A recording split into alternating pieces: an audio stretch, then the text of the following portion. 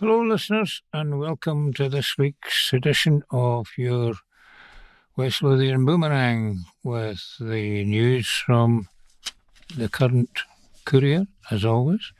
Our engineer tonight is Paul, as always, but he's not here next week. And our readers are myself, Bob. Good evening from Linda.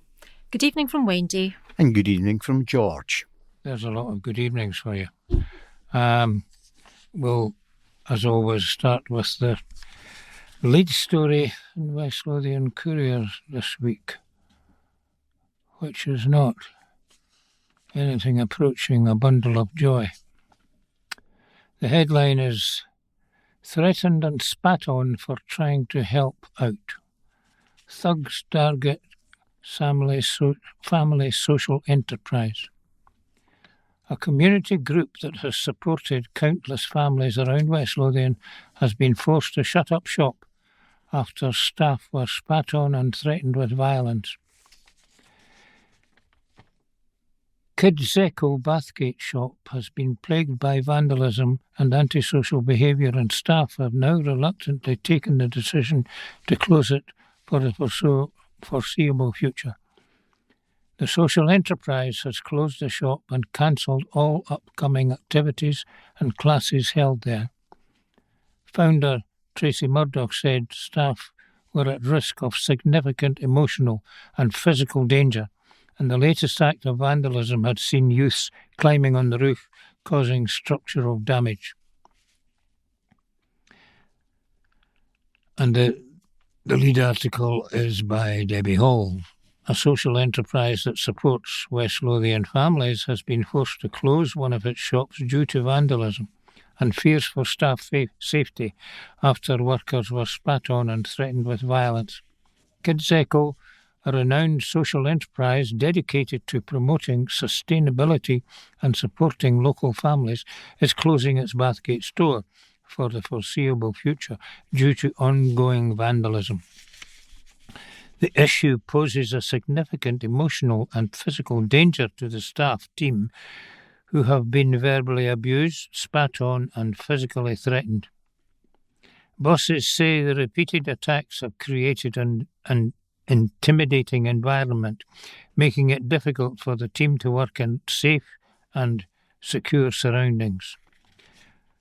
Founder Tracy Murdoch said, "Ensuring the safety of staff is a top priority, and these actions severely undermine their ability to provide a secure workplace."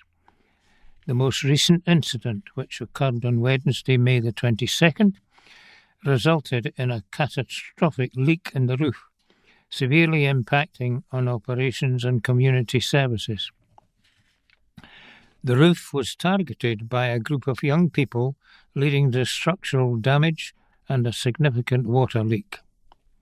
Kids Echo said it was part of a troubling pattern of ongoing vandalism that has plagued the shop, jeopardising both the physical integrity of the premises and ability to support the community. The upstairs space of the Bathgate shop, essential for hosting community activities and classes, has been rendered unusable due to water damage. As a result, crucial support sessions for new and expectant parents have been suspended. Children's classes are currently on hold, and all community activities fostering community engagement cannot proceed. The loss of vital storage space also undermines Kids Echo's fundamental commitment to environmental sustainability. If pre-loved items cannot be stored, they cannot be sold. Kids Echo has been a cornerstone of the Bathgate community for over 14 years, providing essential support and resources.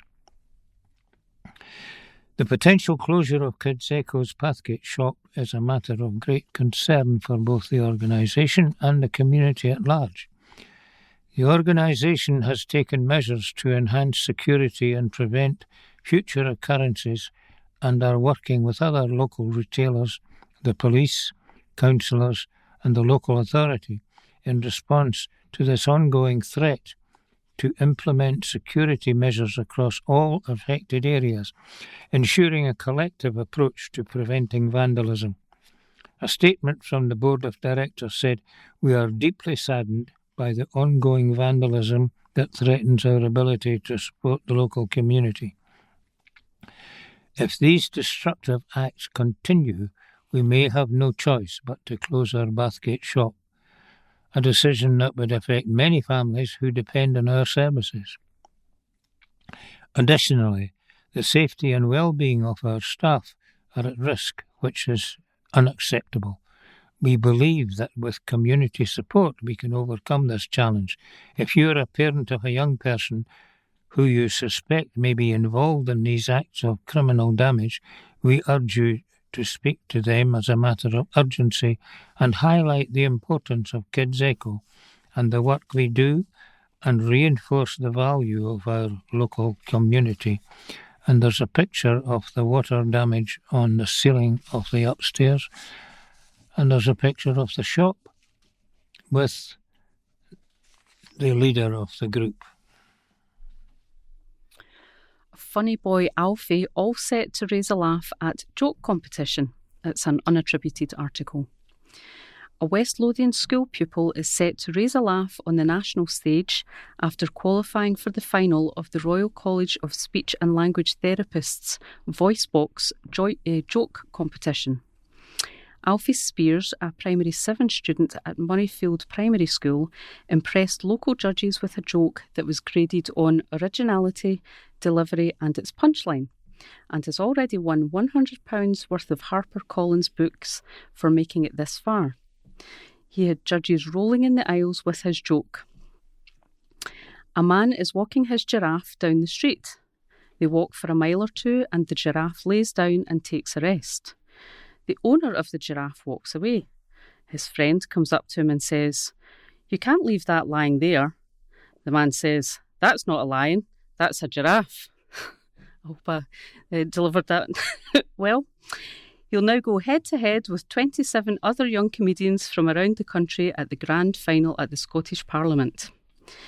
VoiceBox is a nationwide contest for primary schools designed to shine a spotlight on the crucial role communication plays in a child's development. The final will be hosted by Presiding Officer Right Honourable Alison Johnston MSP, with Zara Janua, a BBC journalist and comedian, comparing the event. Top prizes are on offer from competition sponsor Collins Big Cat, the leading whole-school primary reading programme providing complete support from phonics to fluency. Finalists are in with a chance of winning £500 worth of Collins Big Cat books for their school for first place and £200 worth of Collins Big Cat books for their school for second and third place. The top 3 winners will also receive a £100 toy gift card to add to their prizes. Glenn Carter, a spokesperson for the event, said, "It's great to see our local winners move on to the final of VoiceBox. This competition isn't just about making people laugh, it's about showing how important good speaking skills are for success in school and later in life." VoiceBox shows how valuable it is for kids to learn how to communicate well. Helping them now sets them up for a better future. Lizzie Jones, Head of Sales and Marketing for Scotland from HarperCollins Publishers, added, "We are delighted to support the development of children's communication skills through VoiceBox and the message that it is spreading. We believe that this will help improve children's literacy and comprehension abilities through the enjoyment of telling a joke." Cleansing and waste workers in strike ballot. Strike action involving West Lothian cleansing and waste workers could begin in July. Unite, Scotland's largest union, last week announced that it has served industrial action notices to 29 councils, including West Lothian, in an escalating pay dispute. The trade union confirmed that it will ballot thousands of its members in cleansing and waste services from June the 5th until July the 1st, when the ballots close. If the ballots for industrial action are successful, Unite revealed that strike action could begin from July, with major events potentially being impacted during the summer, including the Edinburgh International and Fringe festivals. Unite General Secretary Sharon Graham said, "Our members undertake vital frontline jobs. Despite the essential work they do, they have seen their pay eroded for years. They are simply no longer prepared to tolerate this situation." COSLA and the Scottish Government have been warned that they must do far more to meet the pay aspirations of our members. The blame for any strike action taking place will lie at their doors. We will back our members all the way in the fight for better jobs, pay and conditions in local government. Last month, Unite confirmed that its local government representatives had rejected outright a formal pay offer from the Convention of Scottish Local Authorities, COSLA. The offer comprises 2.2% effective from April the 1st to September the 30th, and then 2% for a 12-month period effective from October the 1st, 2024 to September the 30th, 2025. Unite rejected the offer and the proposal to change the pay anniversary date from April to October on the basis that it is nothing but an attempt to kick the can down the road. Graham McNabb, Unite Industrial Officer, said, "Unite has now served industrial action notices to nearly every council in Scotland. If the ballots are successful, then our members in cleansing and waste services could begin strike action from July. Let's be clear that COSLA and the Scottish Government must come back to us with a significantly revised pay offer. If they do not, then our members will have no option but to take action." River sewage fears after rain. This is an unattributed article. West Lothian residents have complained the River Amond has had sewage spewed into it during recent heavy rainfall. There are claims that images appear to show sewage discharge coming from the East Calder wastewater treatment works, which is run by Scottish Water. One local, Scott Muir, snapped pictures of what looked like sanitary and hygiene products stuck to branches just down the river from the treatment hub. He said, "I suspect that the grate has been cleaned, but the branch 2 metres down doesn't lie about what's been going into the river." Another local, Peter Poole, said, "Both sewage overflow pipes are pumping out sewage into the river. Sewage works can't cope with the rain." A Scottish Water spokesperson said, "There have been exceptional rainfalls in the Edinburgh and Lothians area over the past few days. This has led to very high flows into the East Calder wastewater treatment works, where the site has continued to operate as designed with no reported issues.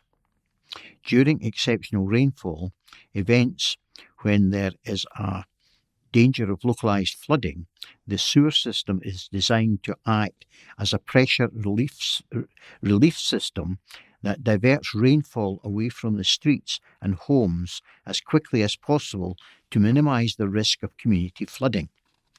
This rainwater goes down drains and sewers and is channelled to the wastewater treatment works, where excess flows are screened and discharged to the river through a combined sewerage overflow, CSO. All CSO discharges into watercourses must comply with quality standards set in these licences. The level of untreated sewage in storm water that is discharged is very dilute, so it is unlikely to cause harm to the environment. This system is there to protect the streets and communities from flooding, whilst also making sure that the treatment process continues uninterrupted during a service to communities. SEPA officers said they were aware of the works processing the excess water and sewage, but added they had not received a pollution notification relating to the area. A spokesperson for SEPA said, "Wastewater treatment works are designed to treat effluent arriving from the local catchment. When the flows increase because of heavy rainfall in the area, the works continue to treat the effluent with flows greater than the design capacity being screened and overflowing. East Calder Wastewater Treatment Works is authorised to overflow to the River Amond in wet weather such as was experienced on May 23rd, 2024, where more than a month's worth of rain fell across Edinburgh and the Lothians during a 36-hour period. We have not received a pollution notification from the public regarding East Calder Wastewater Treatment Works, nor have any information have become available to suggest that the works are not operating as authorised. Robot dog brings joy with hugs and love, and this is an article by Debbie Hall. Tenants in West Lothian have found the paw fact, yes, you got it right, companion in an innovative robot dog. Finding its home at Build Housing and Care Tech's hub in Linlithgow, the robotic companion pet brings joy to all ages, but especially those with Alzheimer's and dementia. This Dementia Awareness Week, the leading housing and care provider aims to highlight the unique ways in which those living with dementia can still find joy from furry friends, which aim to improve well-being and combat social isolation.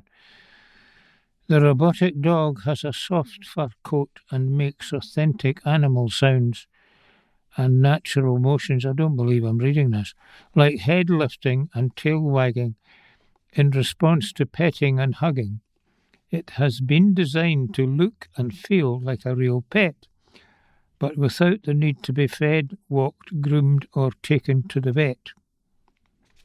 Gary Bailey, head of assistive technology at Build, said this robot pup is one of the most loved pieces of tech we have in Build Tech Hub.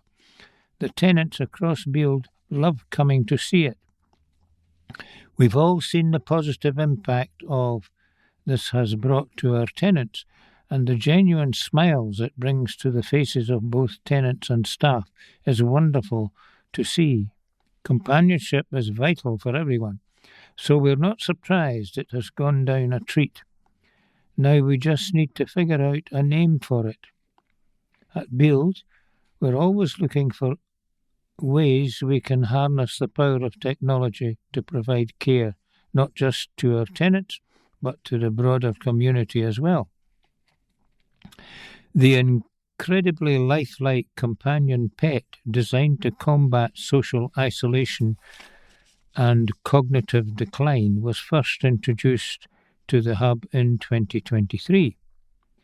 Available to purchase on Amazon, of course, the animatronic dog provides engaging interaction through built-in sensors that respond to motion and touch with realistic movements and behaviours, fostering a sense of companionship for individuals of all ages and cognitive abilities. Build has been leading the way in tech-enabled independent living approaches through its participation in the Technology for Our Ageing Population Panel for Innovation, or TAPPI project, following its success in securing £75,000 in funding. Build co-designed the innovative digital tech hub at its Westport development in Linlithgow, with tenants to showcase its commitment to revolutionising the use of technology in the housing and care sectors. The hub features 6 spaces, 2 bedrooms with bathrooms, a kitchen and a living space, all equipped with various cutting-edge technologies such as predictive analytics devices, smart drinking cups that track fluid intake, 4D tracking systems, and the companion pet. The TAPPI project, spearheaded by the Housing, Learning and Improvement Network, or Housing LIN, and the Tech Services Association, TSA, and funded by the Dunhill Medical Trust, aims to advance how technology is utilised in housing and care setting for older adults. Builds groundbreaking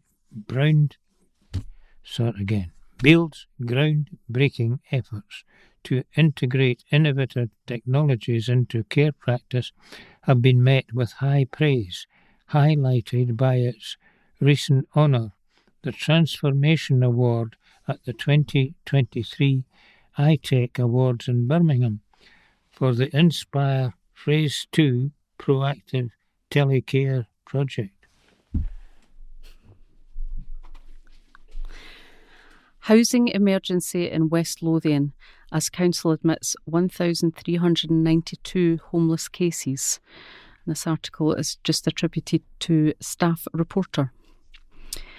West Lothian Council has declared a housing emergency due to the specific pressures around housing and homelessness it faces. The move sees West Lothian follow an increasing number of councils making the declaration, including Argyll and Bute, the City of Edinburgh, Glasgow, Fife and West Dunbartonshire. The Scottish Government also declared a housing emergency last month. As of April 2024, the service holds a total of 11,269 applications for council housing, with an average of over 350 new applications each month, with a current live caseload of 1,392 homeless cases. Executive Councillor for Housing, George Paul, said, "Our housing staff carry out an amazing job of preventing homelessness and supporting those who seek housing with the limitations they face. By declaring a housing emergency, we aim to acknowledge the scale of the issue in West Lothian and appeal for the additional support we need to try and tackle the issues." The Council will now write to Scottish Government Minister for Housing, Paul McLennan, MSP, to advise of the declaration of the housing emergency in West Lothian and request an urgent meeting. It will also request that the Scottish Government increases the revenue grant funding made available to the Council in 24-25 to £297,000. Dad's Day at Home. West Lothian residents are being actively encouraged to keep it close to home this Father's Day. Anyone looking to show their appreciation for a father or father figure can choose to use some of the huge range of West Lothian businesses on offer. If you're looking for gifts, meals or activities to mark the occasion, West Lothian's traditional town centres and villages have an impressive variety of shops, restaurants and attractions to help you find the perfect way to show your love and appreciation.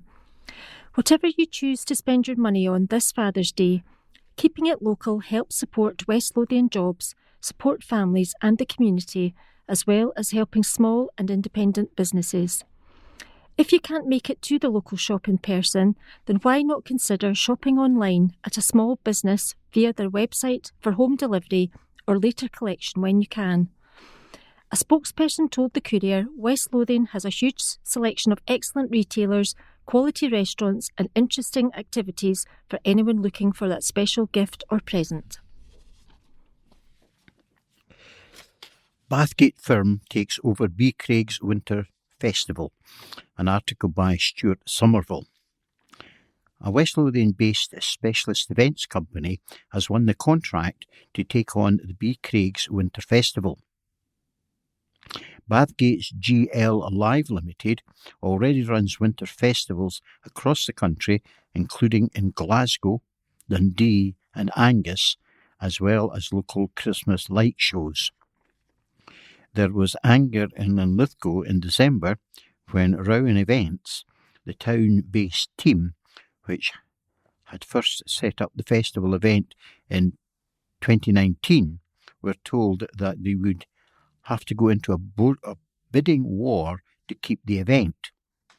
the council is obliged to reissue the contract after the agreed lease date expires. However, Rowan Events chose not to bid to retain the light show.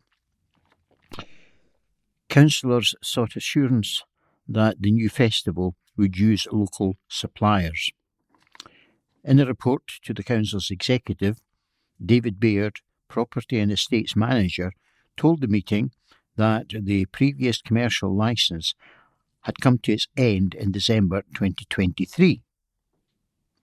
A comprehensive marking exercise ran for 5 weeks earlier this year.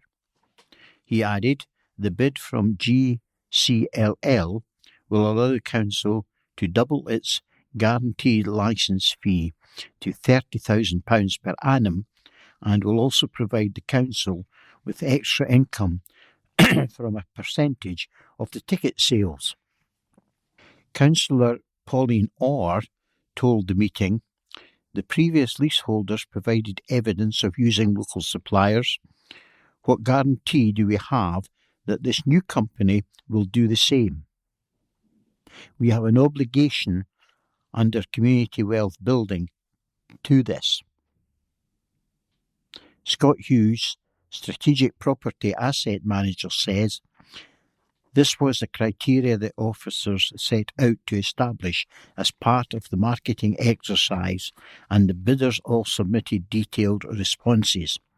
GCL Alive provided a robust submission of 123 pages that they would seek to engage with local businesses.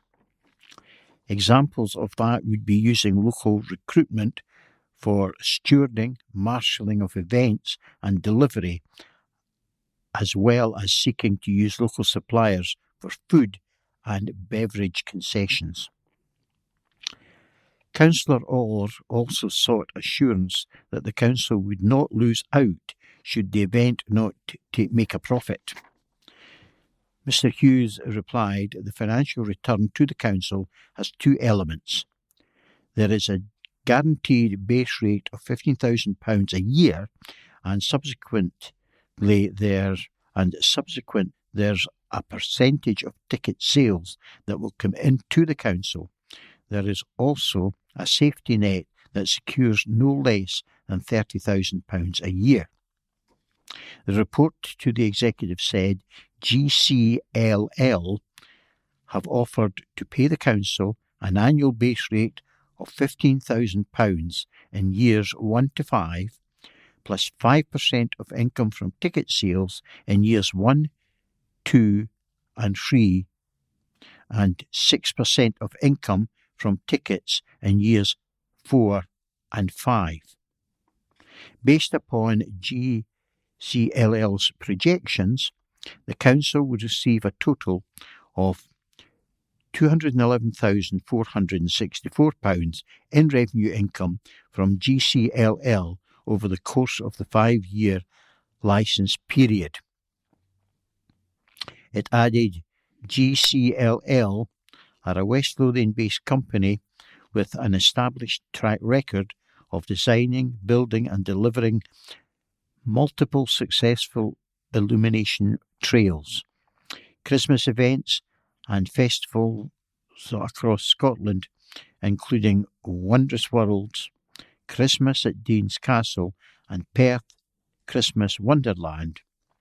GCLL are also the creative and production team behind Glasgow Christmas, Dundee Christmas, Conifox Christmas and Brecon Castle Centre.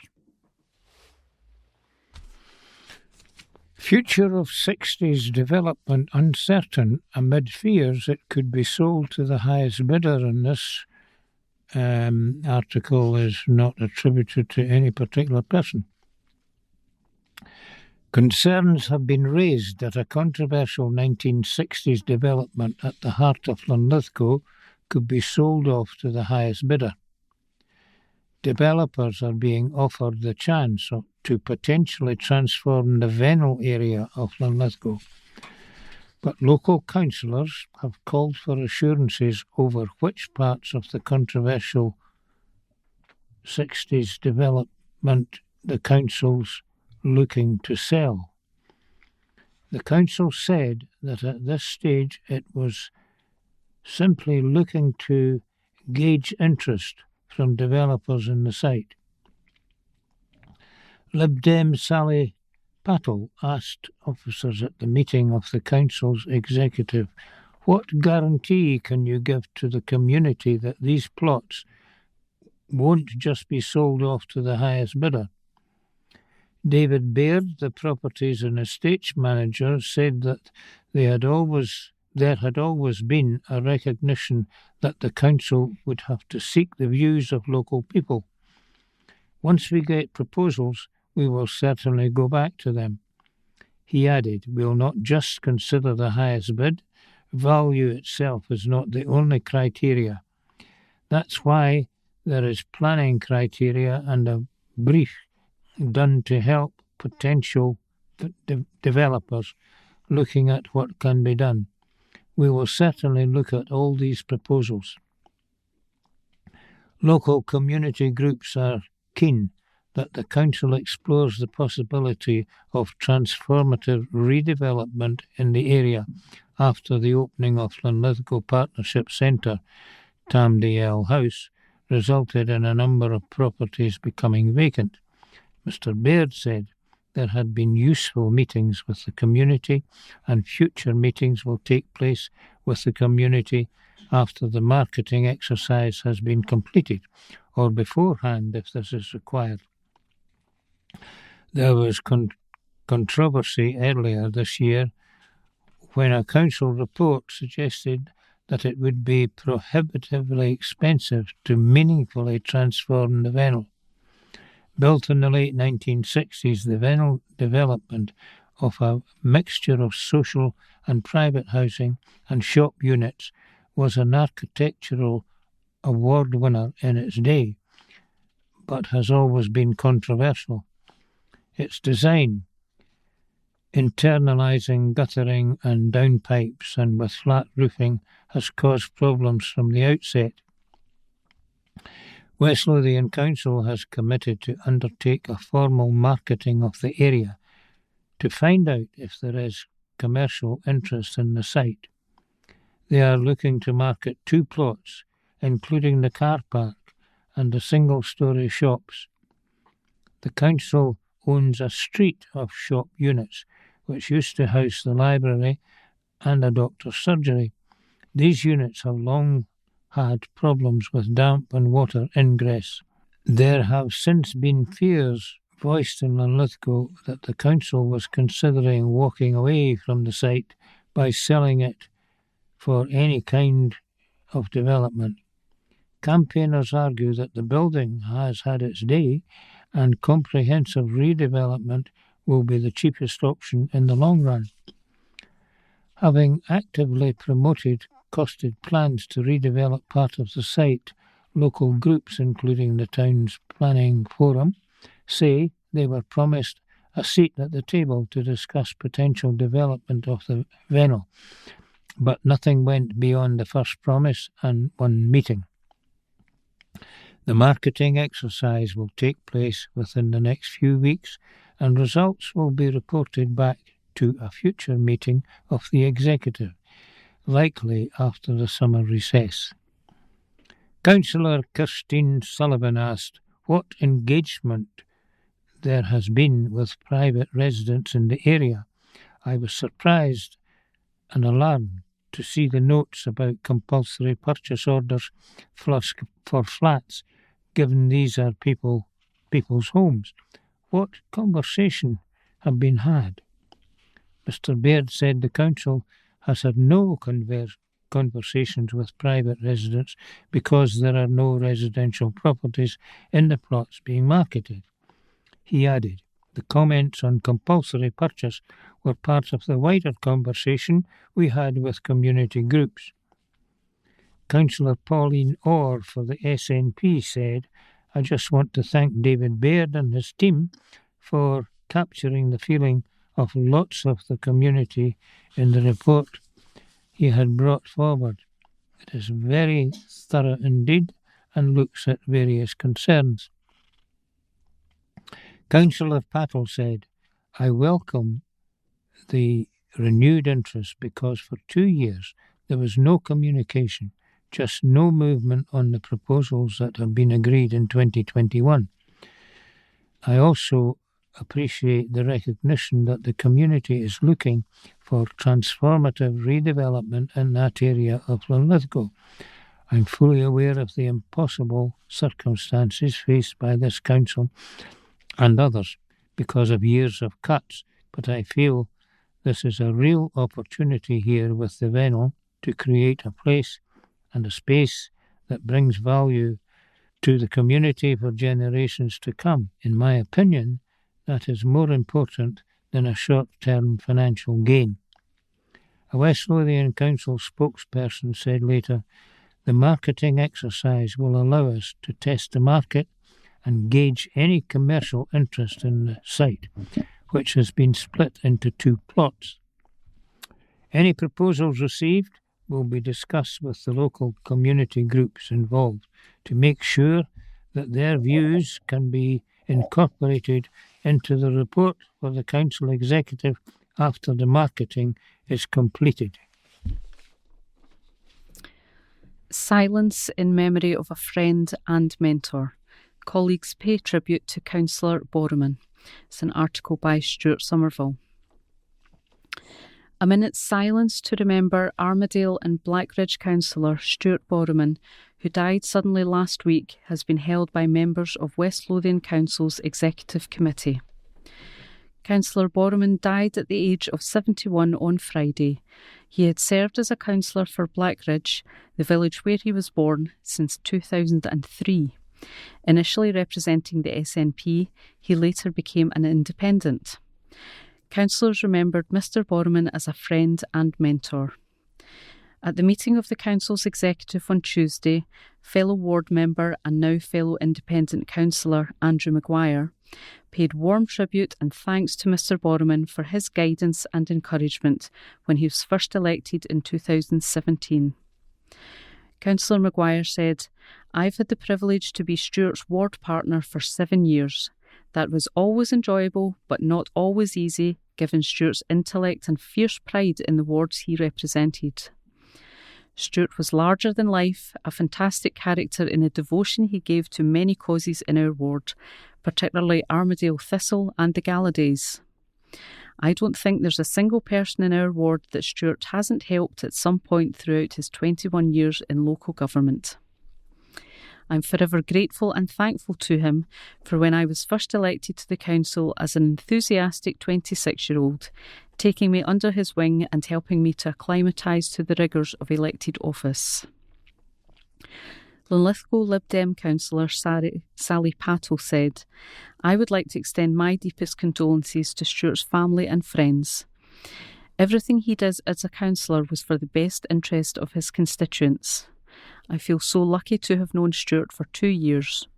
He wasn't afraid to ask difficult questions. He always stood up for what he believed and would serve his community best. We worked together on several motions and ideas. I respected him enormously, and he was one of the brightest and funniest people I have ever met. I learnt from him the type of councillor I aspire to be."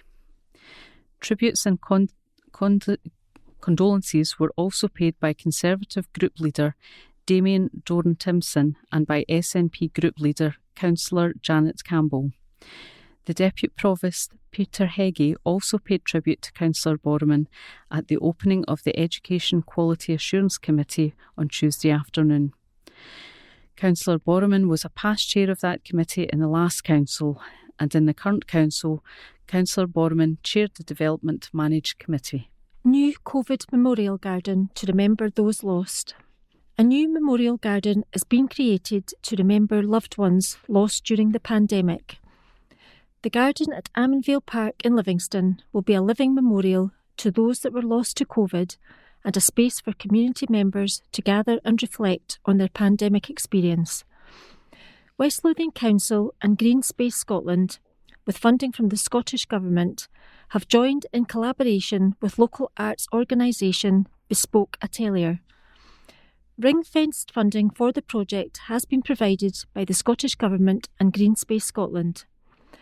The garden has been co-designed with West Lothian community members and is expected to open in autumn 2024. Lead artists from Bespoke Atelier, Marion Parola and Yvonne Elliott-Kelligan, worked extensively with local groups and communities to generate ideas to inform the development of COVID community memorials. Open and accessible public consultations were held around West Lothian, including creative workshops in printmaking, paper collage and textile design, as well as themed walks that involved participants sketching their surroundings. This aimed to help local residents communicate through creativity and create a safe space where they could reflect on a particularly difficult time through art. The creation of the garden was made possible through Remembering Together, a national project that seeks to give each of Scotland's 32 local authorities the chance to reflect their unique experience of the COVID-19 pandemic with the help of commissioned artists and creative organisations.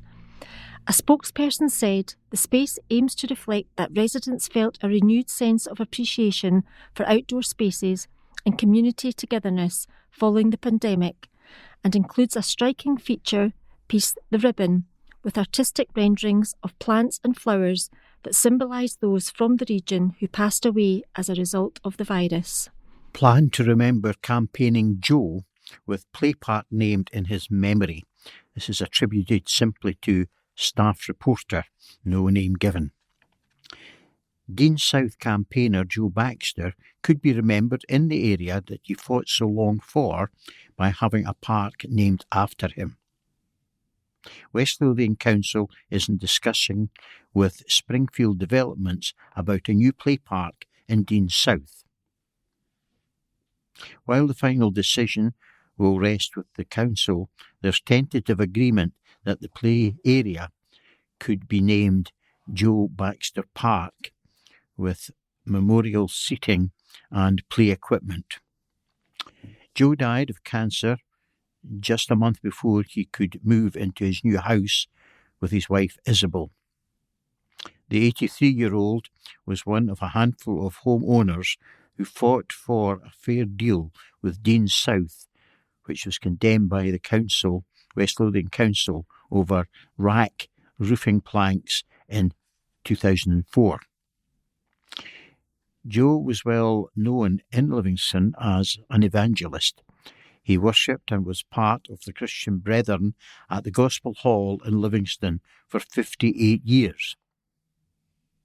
Mrs. Baxter finally moved into her new home last week, following a few days later by former neighbour Kerry McIntosh.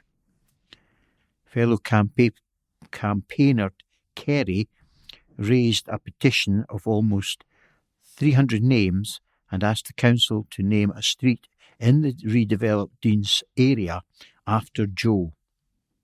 She took her plea to a meeting of the council earlier this month. Kerry told the local Democracy Reporting Service, "I am so happy, and the family will be happy. He deserved to have a tribute. He was the campaigner who fought for all the house owners. He is here in spirit with Isabel and with us all. Redevelopment work is still ongoing at Springfield's site in Dean South. A play park is part of the plan." And the intimations from this week's courier. Brian Chew, C-H-E-W. Saturday the 25th of May 2024, formerly of Mayfield Drive, Armadale, West Lothian, with his much-beloved wife, Gudjan, holding his hand at his side in Dubai Hospital. He also leaves behind Gudjan's mum and her family, his daughter Melanie and husband Joe, niece Emily and nephew Oscar, his son Damien and wife Kasha and daughter Eden, also his sister Ethel in Edinburgh, her daughter Amanda and her son-in-law Gordon, his sister Margaret in Colchester, her husband Brian, their son Paul and wife Claire, also their daughter Ali, her husband Jed, their sons Alexander and Robbie, and daughter Gabriella. Brian also had many cousins, colleagues and friends locally and abroad. He was a good, kind son, brother, husband, dad and granddad, a friend to many. Brian was born in Armadale to parents Peggy and Eric Chew. After leaving St Anthony's RC School in Armadale, he attended St Mary's Academy, Bathgate, leaving to complete an apprenticeship with Dixon and Mann in Armadale. He worked part-time in Boney's Cafe in Bathgate in 1969 to help while training. Thereafter, he became a highly sought-after, well-respected engineer whose services were held in very high esteem by the companies he worked for in the UK, Zambia, Abu Dhabi and Dubai. Despite suffering ill health for several years, he defied some such issues to travel, garden, cook. One of his specialties was Auntie Peggy's clootie dumpling, and generally enjoy himself. He attended football whenever and wherever he could to support his beloved Celtic team. He will be sorely missed by his siblings, wider family and friends, but especially by Gudgeon, who encouraged him to enjoy life, and without whose constant love, devotion and care, he would not have been able to sustain the strength of will to live as long as he did. And for this we, his family, owe her a huge debt of gratitude. The hospital staff in Dubai Hospital tried so very hard to save his life and deserve our gratitude also. And next, Joyce Kathleen Baird, née Thompson of East Calder. Peacefully at Kirklane Care Home, Livingston Village on May the 19th. Joyce, beloved wife of the late Matthew Stewart, loving mum to Paul, Stuart, Colin, Anne, Matthew and Alison. Grandmother to Paul, Karen, Craig, Darren, Emma, Becky, Amy and Kerry. Great-grandmother to Reuben, Oliver, Poppy, Jess, Zoe, Harry and Alvy. And James Roberts of Bathgate. Suddenly, after a short illness at St John's Hospital on the 23rd of May, Jim, aged 75 years, beloved husband of Elizabeth, dearly loved dad of Beth and Mandy, and a devoted papa to Ashley. Sadly missed by all. And we'll continue with some more local news. This article is entitled Curious Young Minds, and it's by Debbie Hall. West Lothian school pupils had their curiosity piqued with some special visitors. The Curiosity Cube, a mobile science lab, was brought to Livingston by Merck, a leading global science and technology firm. The mission was to bring STEM education, STEM, to as many primary and secondary schools as possible during its tour of America, Canada and Europe, while also stopping at Merck's Livingston site. A spokesperson for the company said to help young minds build confidence that they are equipped for STEM careers. Merck is showing students that science is all around them through its Curiosity Cube mobile science lab. The Curiosity Cube is designed to spark scientific curiosity and passion early, paving the way to a future filled with innovative breakthroughs and encouraging students to pursue careers in STEM fields. And there are photographs of various pupils working with the equipment that Merck are showing them. Brownies have a bit of food for thought, an unattributed article. Kind-hearted kids from a local Brownies troupe were given some food for thought with their latest fundraising effort. Some of the youngsters from 8th Bathgate Brownies had mentioned seeing West Lothian Food Bank collections and decided they wanted to help. The charity's CEO, Kathleen Neely, came to talk to the girls to explain what they do and how the food donations work, but how money was also greatly appreciated. Tawny Owl Karen Tees explained, "We wanted something that was local and would help our community, so the food bank seemed like a great choice." The girls loved her talk and wanted to challenge themselves by doing a sponsored silence. They stayed silent for over an hour, keeping busy with colouring in, reading and jigsaws. They had friends and family fill out their sponsorship forms and raised £700. After the silence, they also made thank you cards for all of the food bank workers and volunteers to tell them how great they were and what a good job they were doing for the community.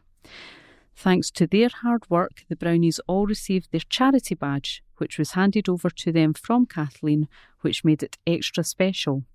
There's a lovely photograph of all the Brownies with volunteers with an extra large cheque for their £700. Well done, girls. Budget deal for Swifties. West Lothian hopes to cash in on the financial bandwagon rolling behind Taylor Swift's weekend gig in Edinburgh.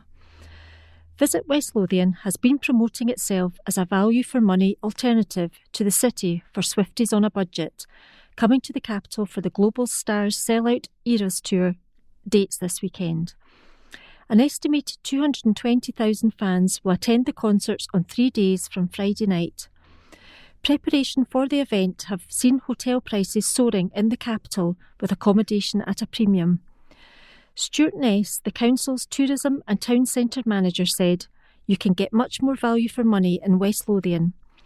Mr Ness revealed an update in the developing tourism strategy and the role of Visit West Lothian to councillors. Mr Ness told the committee that a promotional campaign based on the forthcoming concerts had been running on Visit West Lothian's social media platform. He added, "Visit West Lothian does indeed look to maximise its potential.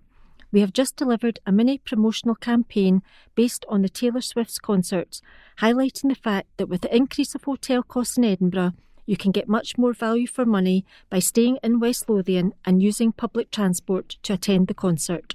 An article attributed to Stuart Somerville. The title is "Concrete Row Chiefs Accused of Hiding." Home owners in Livingston have accused one of West Lothian's biggest housing associations of hiding from the crumbling concrete crisis.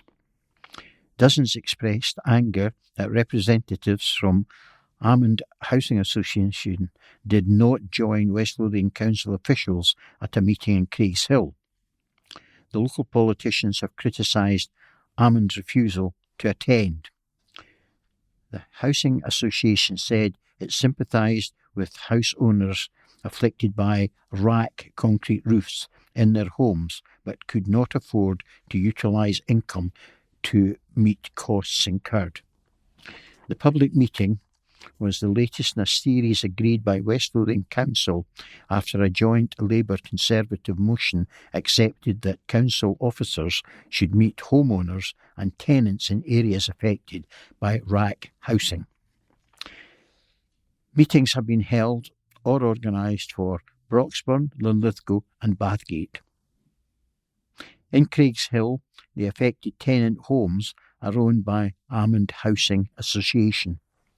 Home owners in streets, including Chestnut Grove, have been rebuffed in trying to secure meetings with Almond. Ashley Mitchell, who chairs the local Homeowners Association, said, "I am extremely disappointed in Almond Housing Association because that's now the second big meeting being held in Craigshill that they don't even show up to in their own community." One resident stood up and stated, "They are clearly hiding." She added, "The purpose of the meeting was to raise our urgent concerns to be put forward to the Scottish Housing Minister, Paul McLennan, who will be visiting West Lothian very soon, but has not actually confirmed a date as yet." A spokesperson for Almond Housing said, "While we are very much in sympathy with the position of house owners concerned about having rack in their property, the association does not have any responsibility to owners for the maintenance or repair obligations in relation to privately owned properties. Property owners are solely responsible for the inspection and any works required to be carried out on their property. The properties containing rack were built in the 1960s by Livingston Development Corporation, LDC, and subsequently refurbished in early 1990 prior to LDC's stock being transferred to a number of organisations including Amond HA. This predates the rack guidance of April 2023. The association's income is almost wholly from tenant rents. As a registered social landlord regulated by the Scottish Housing Regulator, we are unable to utilise income to meet costs incurred by house owners. We wrote to affected house owners in advance of the meeting, advising of the above and that we will share general information from the outcome of the survey programme that has been carried out on the association's work once this has been received.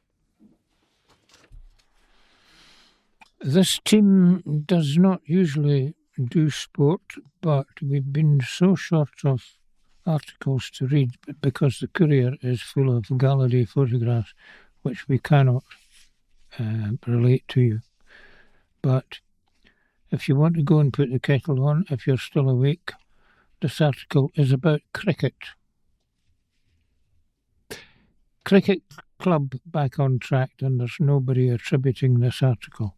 Livingston got their East of Scotland Cricket Association Championship season back on track on Saturday with a 5-wicket win over Linlithgow. The visiting captain Ahmed Ali won the toss and elected to bowl first, taking advantage of the wicket's initial moisture and soften. He set the tone for the innings with a stunning delivery that clean bowled Linlithgow's opening batsman on the very first ball. This breakthrough was followed by disciplined bowling from the Livingston attack, which restricted Linlithgow to 76 for 7 at one stage. Despite the early setbacks, however, Linlithgow's lower order managed to rally and post a respectable total of 162 all-out in 39.2 overs. Adrian Ali was the standout bowler for Livingston, claiming a 5-wicket haul. Chasing 163 for victory, Livingston began their innings with positive intent, putting immediate pressure on the Livingston bowlers. However, the host struck back with a couple of quick wickets, reducing Livingston to 64 for 3. At that crucial juncture, however, Omes, Altaf and Uday Redipali combined forces to steady the ship with an excellent 84-run partnership. Abdul remained unbeaten with a well-crafted 55, guiding Livingston to an easy victory with 166 for 5 in 46.1 overs. Livingston, who are 7th on this Saturday, host Stuart's Melville 2 at Desselrig. Meanwhile, Livingston 2 dominated Stuart's Melville 3 in a Division 5 encounter, winning by 10 wickets. Stuart's Melville won the toss and opted to bat first, but faced an early setback when Livingston's Abdul Bukhari showcased his clinical bowling skills, dismissing the two openers in quick succession. Bukhari's ability to extract movement off the pitch and exploit the weaknesses of the batsman set the tone for Living's dominance. His partner in crime, Sadhil Jindal, capitalised on that pressure, delivering an impeccable spell of seam bowling, which troubled the middle order, resulting in further wickets tumbling. As Stu Melville's innings faltered, Livy's disciplined bowling attack kept a tight leash on the scoring rate, leaving them out at 68 for 10 and 26.4 overs. In response, Livingston batsmen approached the chase with calculated aggression, led by Shrey Awasi and Hassan Katak. They played each ball in its merit and rotated the attack efficiently. Katak punished some ordinary bowling from Stuart's Melville, scoring quickly at a strike rate of 185 to compile a fluent 50, guiding Livingston to a resounding victory at 74 in 8.1 overs. League leaders Livingston 2 travelled to Melrose at Huntly Burn on Saturday. Livingston 3s crashed to an 11-run defeat at Clackmannan 2s in a Division 6 match on Saturday, using the DLS method. Livy's 4s bagged a 5-wicket run over Edinburgh South in Division 8. Thank you, Bob. I think we all enjoyed that story on cricket there. £160,000 to help set up a West Lothian climate hub, an unattributed article. MSP Angela Constance has expressed her support for the Scottish Government's recent announcement that West Lothian will be allocated £160,000 in funding for the year 2024 to 25. This funding is a portion of the £5.5 million investment aimed at establishing 20 climate hubs throughout Scotland. These hubs will assist communities in mitigating their emissions and enhancing their resilience to climate change. The Scottish Government announced the funding and highlighted that tackling climate change is our collective responsibility and will require collaborative action at all levels. Climate hubs support communities in several ways, such as by delivering climate assemblies to schools, supporting local businesses to reuse and recycle, and providing advice for tackling fuel poverty. Angela Constance said, "It's great news that £160,000 will be invested in West Lothian this year. As we face the climate emergency, it's crucial for all of us to take action, and the climate hubs in Scotland help communities participate in local projects. The Scottish Government remains committed to addressing the climate emergency by enabling West Lothian residents to take proactive steps for their communities." Kids smash target after going on run. Siblings support Deaf Society, an article by Debbie Hall. 2 West Lothian siblings have conquered the Edinburgh Marathon Festival's 2K run in support of the National Deaf Children's Society. West Calder brother and sister Jamie Farker, 10, and Keris Firth, 11, took on the picturesque course which followed Queen's Drive in the shadow of Salisbury Crags on May the 25th. Jamie and Keris smashed their original fundraising target with £750 raised for the charity, which supports the UK's 50,000 deaf children and their families. The youngsters chose to run for the National Deaf Children's Society because they have been affected by deafness in their families. Jamie was born deaf and now wears hearing aids. Jamie and Keris live in West Calder with their parents Carrie Ann and Callum and other siblings Emma and Erin. Jamie said, "I chose the National Deaf Children's Society because I love the activities I do with them and I want to keep that going for other deaf children. It felt amazing to finish. It felt great getting the medal. The thought of the medal kept me going. I tripped over a bar near the end. It was funny. I'm just really proud of how much we raised." Keris added, "I ran for the National Deaf Children's Society because my little brother is deaf. It felt amazing to get to the finish line. We both tripped up at the end. I knew I had to finish because if I didn't, I'd have let lots of people down. I was doing it for Jamie." Tamsin Bayliss, who supports fundraisers for the National Deaf Children's Society, said, "I want to say a huge thank you to Jamie and Keris for taking on this challenge for us. Conquering the Edinburgh Marathon Festival's 2K run was a great achievement and we're very proud of you." The National Deaf Children's Society is dedicated to supporting the UK's 50,000 deaf children and their families. The efforts of selfless fundraisers like Jamie, Keris and Mila will help us to keep on doing our vital work now and into the future. To donate, visit www.justgiving.com/page/1705 and there's a lovely picture of Jamie and Keris with their medals, giving a big thumbs up alongside their mum Carrie Ann and a representative from the charity, Mark Ballard. Stretch ends spell with Lions to leave big void. An article by Paul Thompson. Livingston legend Gary Stretch Malley has left the club after an 8-year stint with the Lions, and boss David Martindale admits his exit will leave a big void. The club confirmed last week that the 41-year-old has made his exit after Livy were relegated to the Championship last month, and the search is now on to replace him. Stretch first joined in 2016 in a playing capacity after the club had been relegated to League One and was the club's backup goalie, while Scotland international Liam Kelly was with the Lions.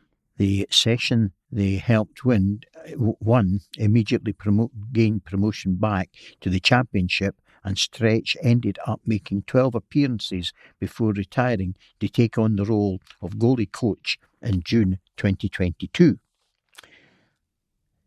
David Martindale knows he will be a big miss around Armadale. He said, "Stretch came to the club to help us out after our relegation to League One. Ever since then, he has played a very important role both on and off the park and will leave a big void to be filled but ultimately has been a victim of our relegation. I owe Stretch a huge thank you and wish him nothing but success, and hopefully he will continue his career in professional football as he has a lot to give at this level.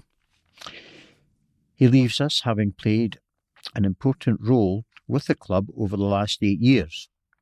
A statement released by Livingston read, "We can confirm that goalkeeper coach Gary Malley is to leave the club. Stretch joined us in 2016 following our relegation to League One and was number 2 that season behind Liam Kelly as we sealed an immediate return to the Championship."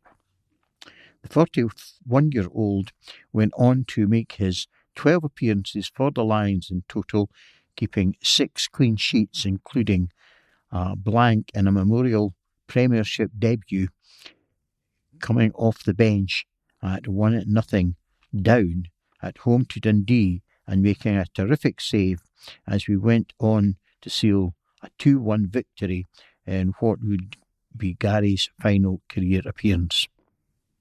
After retiring from the playing squad after the Dundee game, Gary took on the role of first-team goalkeeper coach in June 2022 and has spent the last 2 seasons in that position, as well as becoming our academic head of goalkeeping as well. Gary moves on to explore other opportunities and leaves with the very best wishes of all at Livingston FC. And there's a bright and colourful picture of Stretch smiling but trying to pull a pair of football gloves on as he was caught by the photographer. That brings us to the end of the news from the Courier. But just before we go, we've not, along with the Courier, managed to cheer you up this evening, I would imagine. But I've dug out some quotes that I've collected over the years that made me smile. And I hope you might smile too. Life is sexually transmitted. Health is merely the slowest possible rate at which one can die. Give a person a fish and you feed him for a day. Teach a person to use the internet and he won't bother you for weeks. Health fanatics are going to feel a bit silly someday lying in hospitals dying of nothing. And of course an insight which we may all consider a great deal in this election year, God help us. Politics is supposed to be the second oldest profession. It bears a very close resemblance to the first. And that does bring us to the end of this week's session. So I don't think I need to tell you how to return your sticks, do I? But do please return them. It's very important. And you will hear us again in another 6 weeks' time. I can't pretend you've enjoyed the news, but that's how it is. So, it's goodbye from Bob. Thank you. It's goodbye from Linda. Goodbye from Wendy. And goodbye from George.